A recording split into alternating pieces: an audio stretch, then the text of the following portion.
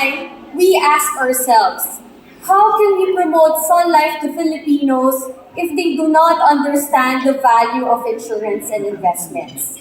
We had to take a step back. We needed to ensure that every Filipino understands the value of personal financial planning. And this was the reason why we created the very first multimedia financial literacy campaign in the country, which we called It's Time. Back then, if you can see, it's still red, it's not even yellow. And because we were intent in educating Filipinos about personal finance. And we said, who can we engage to ensure that most Filipinos will hear our message? And this was actually the very first time wherein we engaged celebrity ambassadors to help us get this message across. In fact, we took inspiration from this particular study which we call solar flare. Solar flare is actually a client research that asked Filipinos what their financial concerns were, what they were most worried about, and where do they need help on. And this was through this research that we had inspiration in creating this financial literacy advocacy. We saw that most Filipinos were not financially prepared. We also learned that most of them are financially insecure. And so we said, we need to educate Filipinos on these needs. And so, we unveiled our very first brand ambassadors during this time. We had, then not yet the Senator Bam Aquino, talking about the need to invest, even in small amounts, and eventually, it will build over time. We also had Pia Magalona, a policyholder, along with his husband, renowned rapper Francis Magalona. It was unfortunate that Francis passed away due to an illness. But because of the benefits and proceeds of Francis M's life insurance policy, the family was able to sustain their future. And luckily, we also had the privilege of welcoming Piolo Pascual, our very first celebrity ambassador. At that time, Piolo was engaged with Sun Life on a charitable activity and an event. But as we conversed with him and what he wanted to do with Sun Life, we discovered that he was the perfect ally in our financial literacy advocacy.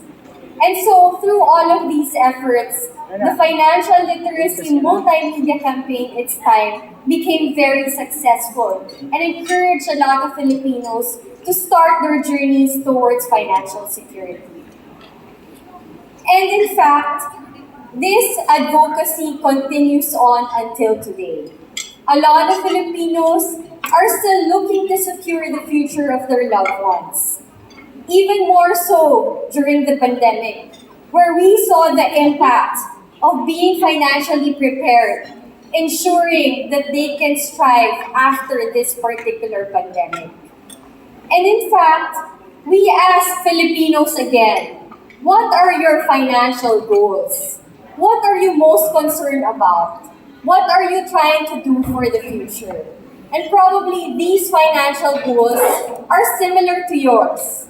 They're thinking about building their emergency funds, building it up again to ensure that they can sustain their families.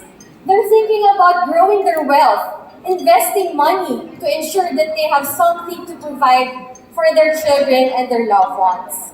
They're also looking at their health.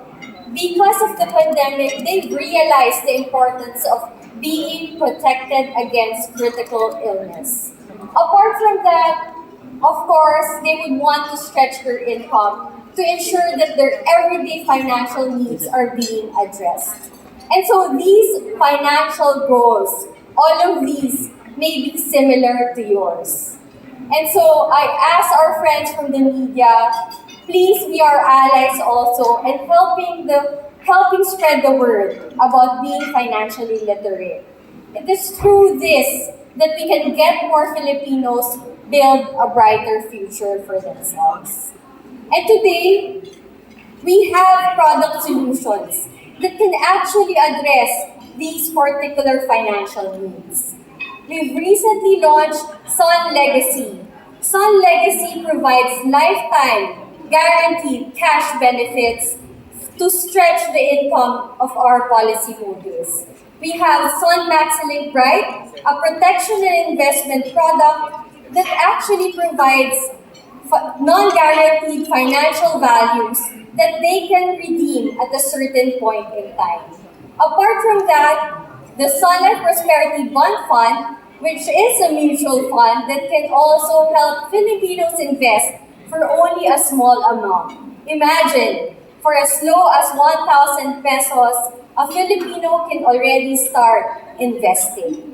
And all of these financial solutions or product solutions that Sun Life has, all of these can be availed through our financial advisors. It just takes one meeting, one financial needs analysis with our financial advisors, and you can already learn about these product solutions. Now, Sun Life remains committed to our financial literacy advocacy. In fact, we have nurtured it over the years. For a long time now, it is at the heart of every Sun Lifer. Whenever you would talk to a financial advisor, this is the first thing that they will talk to you about. And so, we're very fortunate to have brand ambassadors as allies, not just our financial advisors. Piolo Pascual, who is very well loved in the Philippines. In fact, we just launched him again today in an event with our financial advisors. He has been highlighted in most of our brand campaigns. In fact, when we talk to Piolo about his own personal financial plan, he will tell you that he has around 10 life insurance policies with Sun Life. He has been a long-time client. And these policies address several of his financial needs, from liquidity down to protection and health, and even accumulation and growing his money. Apart from that, we also have Matteo Guidicelli as an ally. His very first campaign with us was called Slam the Scam. It was meant to educate Filipinos against investment scams. And this was a very successful campaign for all of us because it also cemented Sun Life's position as a financial literacy advocate. And today, we also have Donnie Pangilinan reaching the Gen Z market. He encourages the youth in starting their journeys towards financial security. In fact, he's also a big health and wellness advocate. Today, there's someone else who will be joining the Sun Life family. Meron po tayong bagong kasama-sama sa Sun Life. Gina sila na sumama sa ating advokasya. Sino kaya ito? Do you know? Guesses! Who are the guesses? Sarah G! It is my honor to welcome the newest brand ambassador of Sun Life, Sarah Geronimo Guidicelli. Wow! Magandang hapon everybody. Bailing! Magandang lalaki ang asawa ko. Welcome to the Sun Life family. Thank you. Come. Everybody, magandang hapon po sa inyo lahat. Good afternoon. Parang nahihiya akong pumasok kasi parang ako nakakastorbo. A round of applause, ladies and gentlemen, for our new brand ambassador, Miss Sarah Geronimo, and of course, our longtime brand ambassador, Mr. Matteo Guidicelli. Have a seat, our dear G couple, the G's, ika na, ayan. Magkakwentuhan muna tayo dito as our friends from the media try to take it all in ang ating bagong mga kasama sa Sun Life. Gina sa Sun Life. Alright, why don't you say hello first to our friends? Good afternoon po to all our... No, actually, long time no see po, no? Parang ilang taon po tayo hindi nagkita. It's so nice to see everyone. I see familiar faces, si Ma'am, si Sir. Thank you po for joining us this afternoon. I'm happy to see all of you po. Salamat. Opo, yun. Magandang hapon po sa inyo lahat. It's very, very nice to see our press friends, our media friends after so many years. Ma'am Tess Gubi, maraming salamat. At sa inyo lahat po, of course, our Sun Life bosses sitting here in front of us. Maraming salamat for welcoming my wife into the Sun Life family. Thank you very much. Thank you very much po for welcoming me to your family. Grabe na ito. Sa totoo lang, I know I speak on behalf of all the Sun Life Philippines family when we say that it is such a dream come true to see Sarah in yellow. So we are super kilig right now. I'm pretty sure everybody there feels the same way. So kwentuhan muna tayo. Sarah, how does it feel now that you've joined your husband, si Matteo, in the Sun Life family? Very thankful po. Actually, pleasant surprise siya sa akin nung sinabi po na, Sun Life was invited you to become one of their brand ambassadors. Sabi ko, talaga ba, love? Sabi ko, salamat. But to be honest po, meron akong mga konting apprehensions po, mga questions lang. Sabi ko, love, paano ba ito? Kasi meron akong mga concerns. Siyempre, we're a newly married couple, we're young, at first time ko rin naman pong mag-asawa. Huwag naman, sana first and last, di ba, my love? So sabi ko, mahal, di ba, siyempre, pag endorser ka, merong set of expectations from you as an endorser. So medyo merong fear po na maka-deliver. But ang asawa ko was talagang very self-assured siya, and he was very confident about his family dito po sa Sun Life. Sabi niya sa akin, love, don't worry. Don't be afraid to ask questions from the team. Because like you, before, pareha tayo, love I had a lot of questions, pero ang Sun Life family ko really helped me and guided me na talagang all the way, di ba, love, sa financial planning, how to grow your money. Maaga ka nagsimula, love, at I'm very, very proud of my husband. Hindi lang po ako open and very vocal about it because syempre gusto ko pong yung personal life namin as a couple ay sa amin din lang din. But syempre, hindi naman po maiiwasan yan because medyo ganun, parte talaga po yun ang buhay namin as public figures.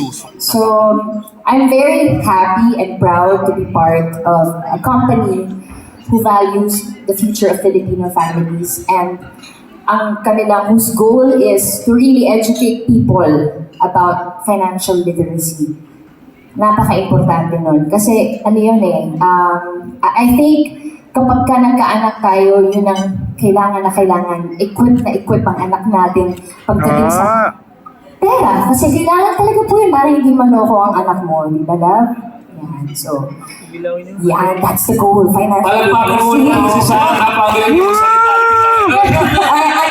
I think she answered all the questions. I honestly don't even understand where the doubt was coming from. Sorry ma'am, I wasn't looking at you. Sorry, kasi nininervous po ako. Pagdating sa usaping pera, nai-intimidate talaga. She's actually very intimidated coming here and sabi niya, love, Sun Life sigurado ba yan? Sabi ko, love, I've been with Sun Life for 8 years and I started from kumbaga not knowing anything. And Sun Life has really developed my knowledge about finances and investing and all these things. So I'm very thankful. No, ang galing talaga ng Sun Life because they guide you throughout the years and every step of the way they guide you.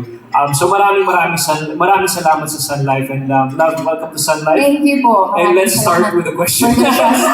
Thank you. No, talaga po maraming salamat po for your trust. Salamat po. Sarah, you're very much welcome with us here in the Sun Life family. Ikinakapakal ko na ito, but we're super happy to have you with us. But Sun Life is really all about, being a partner to Filipinos and having a very successful career. Gaano ka-importante sa'yo yung gano'n? Having a partner who helps you achieve your dreams. So you have a whole team surrounding you and helping you, rooting for you. How important is that for you? Ano po yun, like any other normal person po, lahat tayo kailangan natin we need to be surrounded by people na talagang trustworthy po, na hindi ka matatakot to be yourself, di ba? Hindi ka hindi ko mag-aalangan na dapat lagi akong best foot forward. Paano pag nakita nila yung ganito ko, yung mali ko, baka layuan na nila ako. But importante, lalo-lalo na people who will ground you. Yan, who will be completely honest with you pag may nakikita sila na, oh, Sarah, parang medyo mali itong ginawa mo, parang ingat dyan, ganyan. Yung talagang who is, kasi kami po, ang difference siguro sa amin as part of the entertainment business, kami mismo po yung produkto eh. So pag lumabas na kami, the moment na lumabas kami ng bahay, eto na! Matteo Guidicelli, Sarah Geronimo, o Payola Pascual, or Indigo Pascual, kami mismo yun eh. So, mahirap pong magkamali sa public eye. But, importante, pag nakakita ka ng mga tao na alam mo who is after your welfare, your well-being, yung mentally, kumbaga, they are for your health, hindi lang physically but mentally and emotionally. Hindi ka lang titingnan bilang produkto o business ka lang. Kaya we are here for you. Pag wala na yan, wala na rin kami. Pag nakita mo yung mga taong yan na talagang mararamdaman mo na mahal ka talaga for who you are. May pera ka man, sikat ka man, daos ka man, for keeps yun. For keeps. Oh, at so far, pagdasal natin sa Diyos. Di ba daw? Pero eto nga, kayo you were saying as a newly married couple, diba? You guys got married and then the lockdown happened and then you were really forced to get to know each other. Like you said, yung force na force po eh. Oo, walang choice eh. So, I'd like to ask Matteo, ano yung nabago? Paano yung naging dynamics ninyo when you were suddenly, in lockdown together, making very important decisions together, being newly married? How was that adjustment? We got married Feb 2020, and a week after that, lockdown because of COVID happened. We stayed in the condominium for 6 months, kaming dalawa lang, at yung isang aso namin si O4. And it was actually a challenge, but I loved the challenge. I loved it. I had a great time. Madaming learnings. Discoveries. But it was the first day, sabi ko, love, this is the first day na adulting na kami ba? Na ito na yun. This is our life together. Let's start this off properly and nicely, kumbaga. So the first thing I did, I opened an Excel sheet. And Feb 21, 2020, our first lockdown, the next day, 2 days after, Feb 2022, 2020, the first lockdown of our first expense. So from that day up to today, all our expenses are there. So I try to be a responsible husband. And thanks to your papa, Tito Jan, talagang very supportive at helpful sa amin pong mag-asawa pagdating po sa handling our finances. That's it. Yeah, I was gonna ask na, paano yung, how do you discuss it? Like, do you schedule, okay, this time we're going to talk about our finances? Or did you establish rules from the get-go na, love, love talaga ako, love. Ano ba tayo, paano yung gastos natin? Ikaw, sagot mo to, sagot mo yan. Paano yung usapan doon?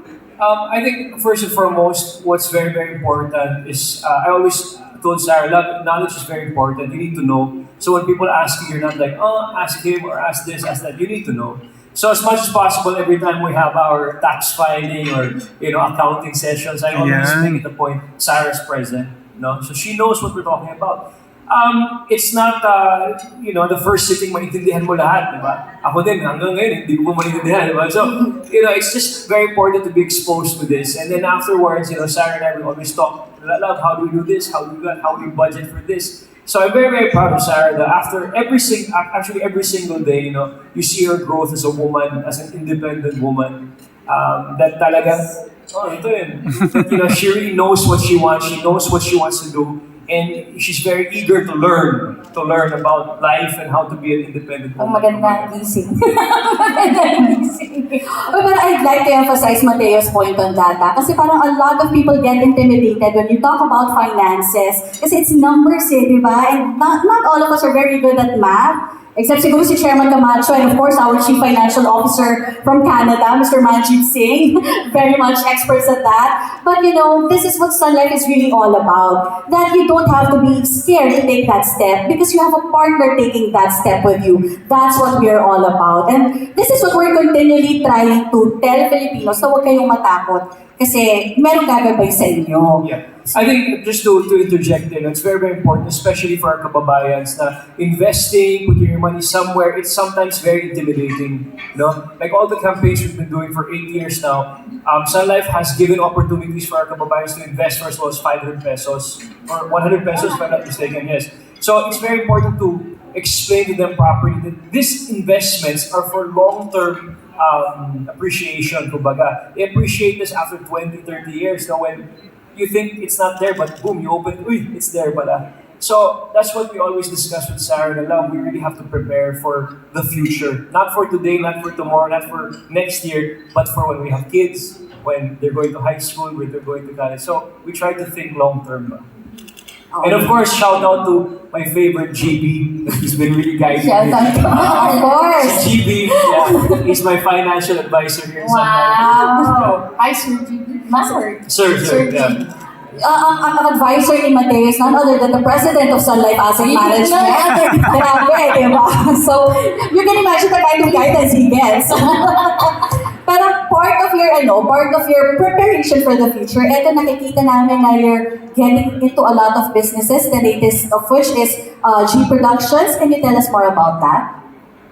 Ano ba nag-umpisa yung love? Nung nag-usap yata po kami mag-asawa, sabi ko love, no? Parang may mga nakikitaan kami ng potential sa mga artists na parang we feel like kulang ng push eh. Di ba love? Parang ganun itong artist ito pero hindi na push masyado, hindi na ma-maximize yung kanyang yung talento niya, yung capabilities niya as an artist. And ako din po, may makikita ako, marinig ako ng music na i-offer po sa akin, pero mayroon akong maiisip na certain artist na parang mas bagay to sa artist na to. So parang sabi ko, love it, parang nice din na in the future hindi naman manage, no? Parang involved din tayo sa production ng kung ano bang project yun, no? So G Productions is our baby project. It all started during the pandemic.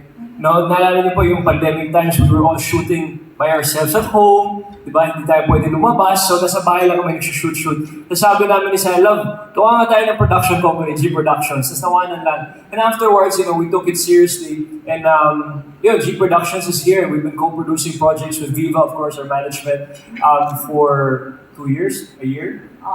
So Sarah's music videos, her concerts this coming July 7. Sana makapunta kayo sa Araneta July 7. From the principles, bakas tayo dyan. No, but more importantly about the bakas and everything, Sarah, we're really encouraging Sarah na she owns, this is hers. She's the president of G Production. She has creative control in doing what she wants to do. Yes, actually yun love, no? Yeah. The creative control. Freedom. Extra now, I'm just here to support my wife, but I want to make her feel that she can do what she wants to do. With G Productions, with Viva, and this is her company, so I'm just here to support for her, the legs here, down here, but it's all her brains, it's all her creativity. So that's G Productions and G Studios, which is our physical studio. We're opening end of July, so kung gusto niyo mag-shooting, doon po tayo sa G Studio sa Alabang. Yes. So we're opening July. Wala po kasing studio sa Alabang eh. Yeah. And marami tayong mga kaibigan from the industry who live in In the South, yeah. So my wife has a businesswoman heart. It's inside her. Actually, talaga. Yes. So I'm just there to support her, Kasi po, on the creative side lang talaga po ako eh. Kasi lumaki din ako na gano'n eh. Di ba, love? But, yeah. Kasi part yun ng growth mo, tama yun, love, na maging maalam ka sa pera. Di ba? Kasi parte yan ng buhay, di ba po? But I like that, yung sinasabi mo kanina, Sarah, about may nag-offer sa'yo ng kanta and then you hear it and parang may naiisip na, ano bagay ito kay ganito? I mean, that is such a generous thing for an artist to be, di ba? Kasi if you were really just after yung kita lang, or di ba, it's all business, you would get it for yourself, di ba? Pero, there's that generosity to support other artists as well. Yes, definitely. Sarah's all about collaboration and lifting up Filipino artists. Kumbaga, if you hear her new songs, spokesperson na ako eh. But if you hear her new songs, these are all from new artists, new Filipino artists, because she always just loved, ang laki-laki ng K-pop, why can't you make Filipino artists even bigger? Because talaga, that's her goal kasi ba, to really push Filipino artists. Ma'am, even award-giving bodies, importante yung legitimacy, yung credibility, magkaroon tayo po niyan eh. Kasi, di ba, sana magkaroon tayo ng Grammys, ng ano pa pala, parang Oscars, Golden Globe Awards, yun. Sana one day, talagang bigyan natin ng pagyamanin ng gusto ng ang ating singing. Si Madam De Leon she just got Dolly De Leon. Dolly De Leon, Yeah. she's part of the Grammys or something like that. So talagang Filipino, De Leon. Oo nga. Ayan, definitely a lot of potential pa in our Philippine entertainment scene. So it's good to know na meron tayong mga dreamers and visionaries like Sarah and Matteo looking after that and taking on the challenge of further lifting the Philippine entertainment scene. But of course, hindi naman tayo parati puro trabaho, di ba? We'd like to relax as well. Kayo as a couple, ano ba yung mga ninyo, favorite forms of leisure and how do you enjoy your time bonding together? Alam niyo, ma'am, nakakatawa nga, every time na nakakapag-travel kami mag-asawa, sabi ko, basta meron talaga tayong sapat na fun sa pag-travel natin, okay na ako eh.